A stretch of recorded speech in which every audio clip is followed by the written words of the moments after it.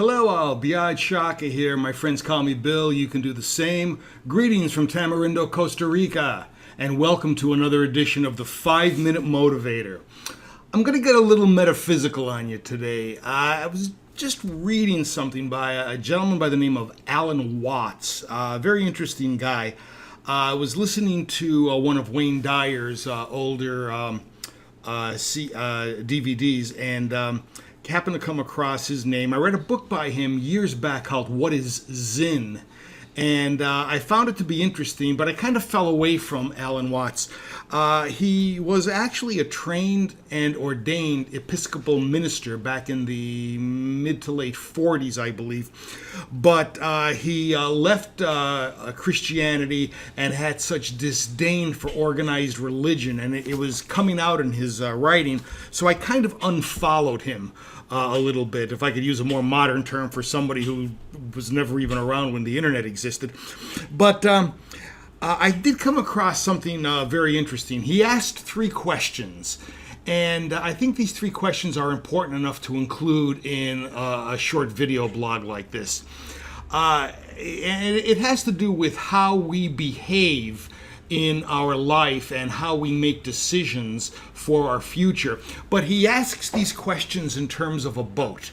So let me go through the 3 questions with you in terms of a boat and then come back and figure out what we mean in terms of how these questions could affect our lives. If we happen to go to the stern of the boat, the back of the boat, and we looked down at the water, we would see a V coming out of the boat. And that V is what's known as the wake. Okay, so what is the wake is the first question. And I guess the answer to that is relatively simple. It's the trail that the boat leaves. That's really what the wake is. The boat's going in one direction, and the wake is what's left. The second question Watts talked about is, well, what causes the wake? And the answer to that is pretty simplistic also. What causes the wake is the present movement of the propellers underwater that's going in a certain direction, causing the wake. Okay, again, pretty simple stuff. The third question, just as simple, but kind of deceptive in its relative simplicity, is this. Can the wake drive the boat?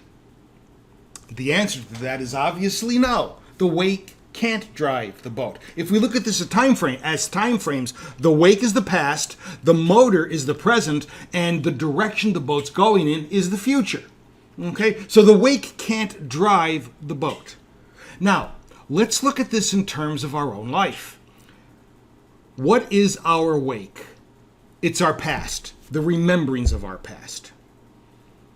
What caused the wake? Well, that's easy. Our present actions and our behaviors now will cause what happens in our past. Okay? We live it now and we remember it in the past. But the third question, can the wake drive the boat? In terms of our human experience and condition, unfortunately, that answer is yes.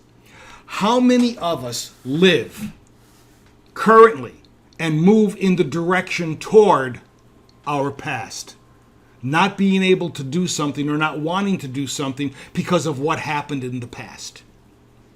Now, folks, I think this is an extremely important point, and I'll tell you why, because I lived like this for years, not for decades, not wanting to do anything or make certain decisions because, well, what would people think? And would I get the approval of my parents and my friends and my associates? You know, as Wayne Dyer says, sometimes it's good to live without a past, okay? Because then it allows you to move toward the future. I think Watts had a very, very interesting example here, and I want to try to keep this as close as I can to 5 minutes. But the notion of what I'm trying to get across is this. How many of us are driving forward while looking in the rearview mirror? We need to be able to make decisions based on what is correct for our future, and as Wayne Dyer says, independent of the goodwill and good notions and good intentions of others. It's our life, and we need to live it. If we choose to live by the wake. That means we are doomed to make the same mistakes. What we should do is learn from our wake, alter our current behavior, and change directions of our life strategically. Folks, that's the best I could say. I am on the journey myself. I look forward to seeing you there. Until next time, this is Bill Sciacca. Talk soon.